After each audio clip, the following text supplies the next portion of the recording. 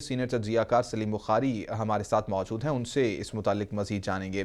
सलीम बुखारी साहब, क्या कहेंगे आप? एक्सपेक्टेशंस तो ये थी कि कोई लाहे-अमल तय हो चुका है, कोई इस तरह की बात अब सामने आएगी कि किस तरह से साथ मिलकर चलना है, लेकिन अभी भी इंतज़ार करने का ही कहा जा रहा है कि मुशावरतें की जाएंगी और उसके बाद एक मुश्तरका लाहे-अमल अपनाया जाएगा।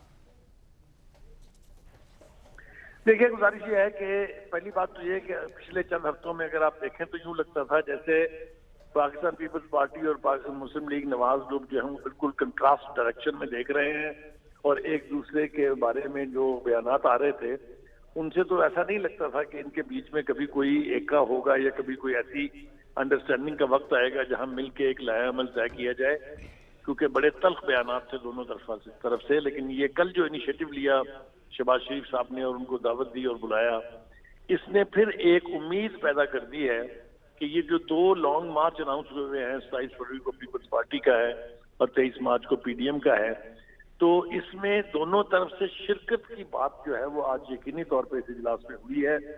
लेकिन जैसा कि तरीकाकार भी है, मेरे ख्याल से नवाज शरीफ साहब को ऑन बोर्ड लिए बगैर उससे पहले फैसला कर देना जो है वो मुमकिन नहीं है। लेकिन ये बात बिल्कुल तय है कि आईनी तरीका हो या स्ट्रीट पावर हो, दोनों के ऊपर दोनों जमातों में खास तौर से और पीडीएम और पीपल्स पार्टी में अमूमी तौर पर कुछ फासले तय हुए हैं, यानी फासले कम हुए हैं। तो उम्मीद की जा रही है कि आने वाले दिनों में, हफ्ते भर में शायद कोई ऐसी सूरत निकल आए कि दोनों ही एक दूसरे के मार्च में शिरकत करें ताकि हुकूमत के ऊपर प्रेशर बढ़ाया जा सके। अच्छा सलीम बुखारी साहब, ये कहिएगा कि क्या आप समझते हैं कि आज की ये जो मीटिंग है ये रायगा नहीं गई है, कुछ ना कुछ अब पॉजिटिव अवाम के लिए सामने आएगा आखिरकार? जैसा मैंने कहा कि बर्फ पिघली है दोनों पार्टियों के बीच, इसमें कोई शुबा नहीं है। और आज की जो बॉडी लैंग्वेज थी दोनों तरफ की लीडरशिप की, उससे भी ऐसा लगता है कि कोई बेहतरी की तरफ रास्ता जो है वो हमवार हुआ है। अब ये जैसा शहबाज शरीफ साहब ने कहा, आने वाले एक हफ्ते 10 दिन में ये पता लगेगा कि उस मार्च का जो 27 को होना है और उस मार्च का जो 23 को होना है, उसमें क्या एक दूसरे के मार्च में शिरकत करने का फैसला हो जाएगा या नहीं। सिर्फ थोड़ा इंतजार करना जरूरी है। बिल्कुल इंतज़ार करना तो ज़रूरी है, लेकिन यहाँ पर मैं सलीम बुखारी साहब एक दो जो स्टेटमेंट्स हैं उनको कोट करना चाहूँगा। टूटे दिल मिल गए हैं, ये शहबाज शरीफ की जानिब से कहा गया। बिलावल भुट्टो ने भी ये कहा कि अवाम के लिए हम लोग ज़रूर साथ मिलकर चलने के लिए तैयार हैं और अवाम के लिए साथ मिलकर चलेंगे।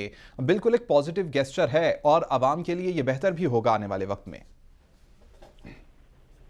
जी बिल्कुल, आपने ठीक कहा। देखिए, वो वर्किंग रिलेशनशिप की बात कर रहे हैं कि दोनों पार्टियों के बीच वर्किंग रिलेशनशिप बेहतर हुई है, मजीद बेहतर होगी।